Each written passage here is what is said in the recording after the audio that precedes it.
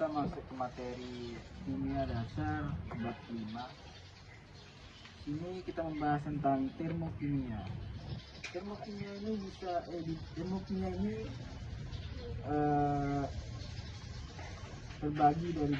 terbagi dari dua kata, ini termo dan kimia. Termo ini panas atau kalor, dan sedangkan kimia ini reaksi kimia.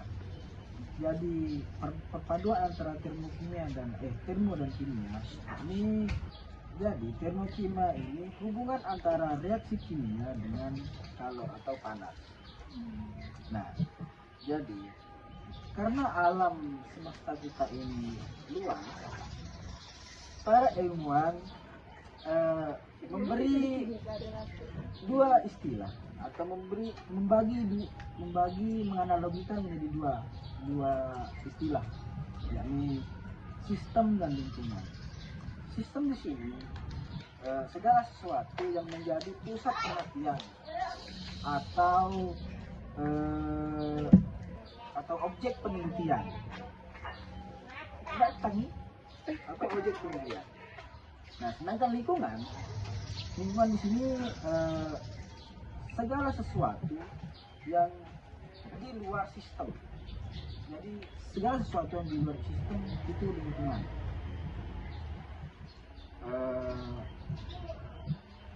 Nah, jadi antara lingkungan dan sistem ternyata bisa saling mentransfer energi antara sistem mengirim energi ke lingkungan dan lingkungan mengirim energi ke sistem. Lalu energi apa sih?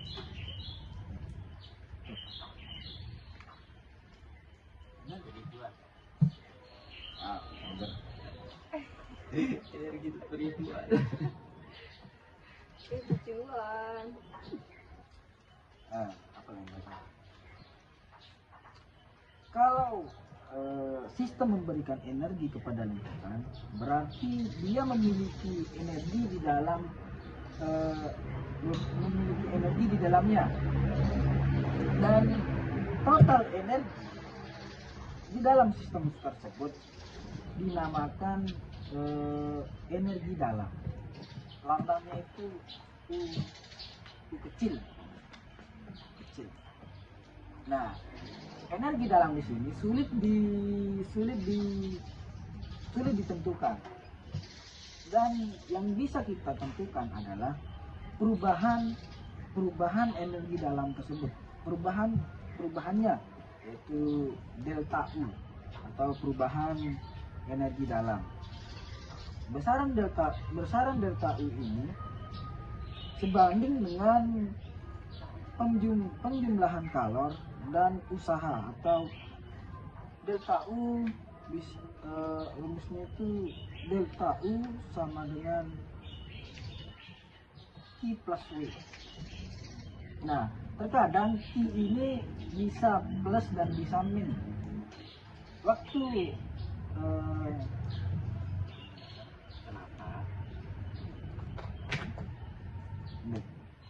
Kapan Q ini menjadi plus dan kapan Q ini menjadi min? Ketika Q ini plus, berarti sistem ini menerima panas dari lingkungan. Dan ketika min, sebaliknya, sistem memberi panas ke lingkungan. Sama halnya seperti W ini, usaha ini, W ini bisa plus dan bisa min. Kapan W ini menjadi plus? Ketika sistem menerima kerja, dan sebaliknya. Ketika min, sistem memberi kerja. Dan satuannya Q dan W ini di Joule.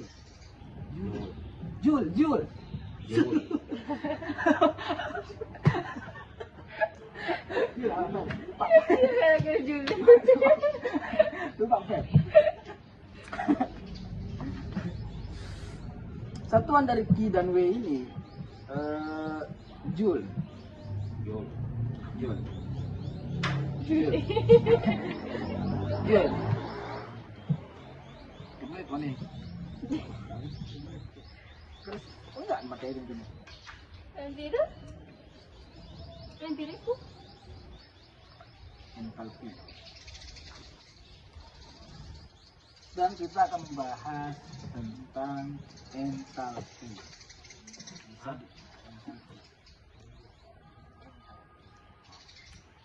Entalpi ini lambangnya itu H besar.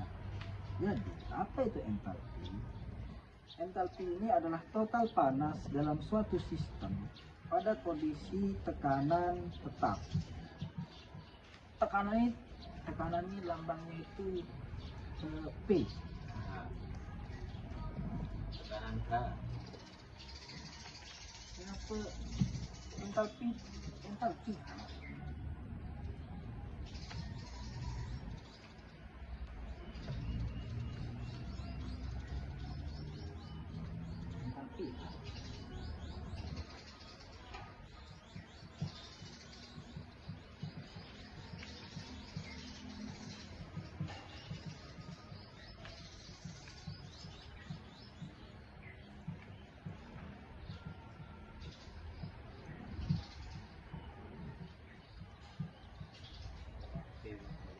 Tekanan P besar.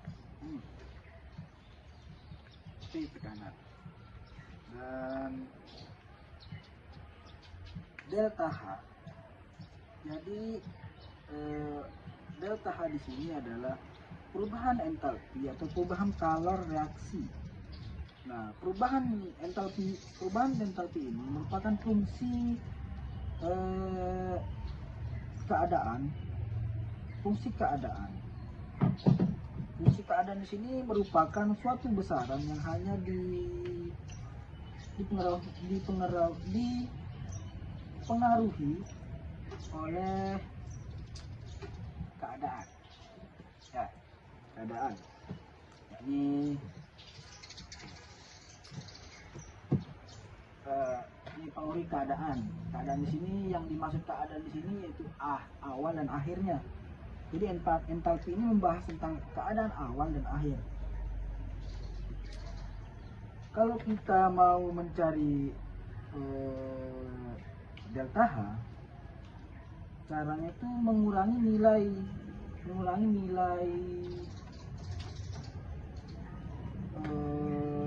nilai H produknya dengan H reaktannya. Jika H produk lebih besar, nilainya daripada H reaktan, berarti delta H-nya ini sifatnya plus. Sifatnya itu plus. Jika H produk lebih besar daripada H reaktan, maka sifatnya itu plus. Nah, Dan jika H produk lebih kecil daripada H reaktan, maka nilainya itu plus kalau H produk lebih besar daripada H reaktan. Dan biasanya kalau H produk lebih besar daripada H reaktan, sifat reaksinya itu namanya itu apa ya? Endoterm. Kalau nilainya itu plus berarti sifatnya itu endoterm. Kalau nilainya itu min, yang dimaksud min ini kan H reaktannya itu lebih kecil lebih besar daripada H produk. Itu disebut sifat reaksinya itu menjadi dinamakan eksoterm. Kita akan membahas tentang reaksi endoterm. Endoterm di sini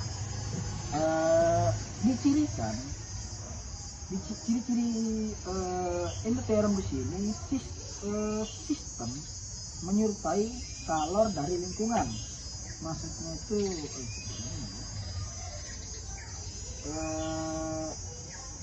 sistem menyerupai kalor dari lingkungan. Menyerap kalor dari lingkungan. sistem menyerap kalor dari lingkungan. Jadi contoh reaksinya di sini CaCO3 padatan diuraikan dan terurai menjadi CaO padatan tambah C2O tambah C2O. Ini contoh dari reaksi endoterm. Cara kita menentukan nilai delta H-nya itu, nah delta H-nya ini kita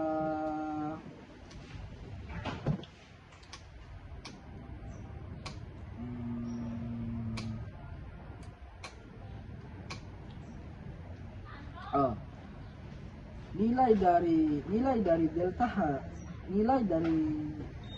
delta H ini bisa kita temukan kalau endoterm. Berarti kan endoterm ini H produknya itu lebih besar daripada H reaktannya. Nah, posisi H reaktannya itu pasti di atas dan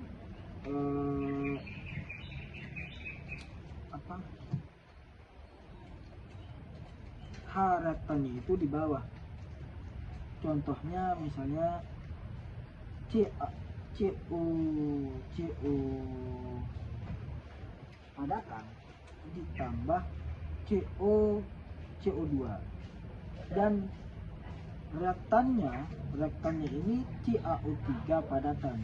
Nah, gimana sih kita menentukan nilai delta H-nya? Kita kurangi H produk dan H reaktan.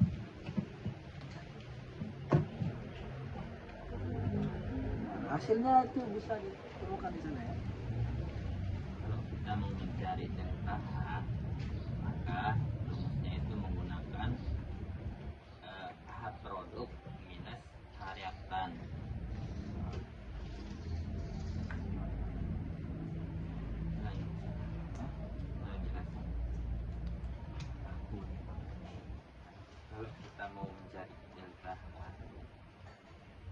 Kalau kita mau mencari delta H-nya, rumusnya itu H produk dikurangi H reaktan.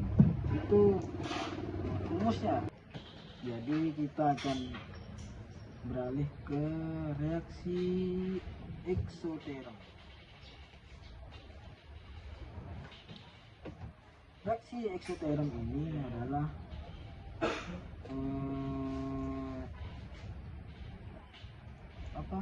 ciri-cirinya itu sistem melepas kalor ke lingkungan. Contoh reaksinya di sini seperti reaksi pembakaran metana. Reaksi pembakaran metana. CH4 plus O2 diuraikan CO2 plus H2O. Nah, eksoterm di sini yang saya jelaskan tadi, yaitu H reaktannya itu lebih besar daripada H produknya. Nah, ciri-cirinya eksoterm di sini sistem melepas kalor ke lingkungan. Contoh reaksinya itu seperti reaksi pembakaran metana di CH4 plus O2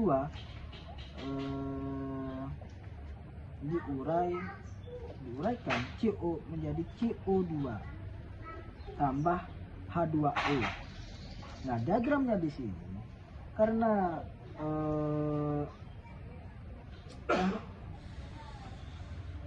H reaktannya itu lebih besar daripada H produknya, H reaktan ini di diagram berada di atas dan H produknya itu berada di bawah. Ini H reaktannya CH4 plus 2O2. dan H produknya ini CO2 plus 2H2O. Nah, karena H produknya itu lebih kecil daripada karena H reaktannya itu lebih kecil daripada H produk, si produk yakni CO2 plus H2O ada di bawah.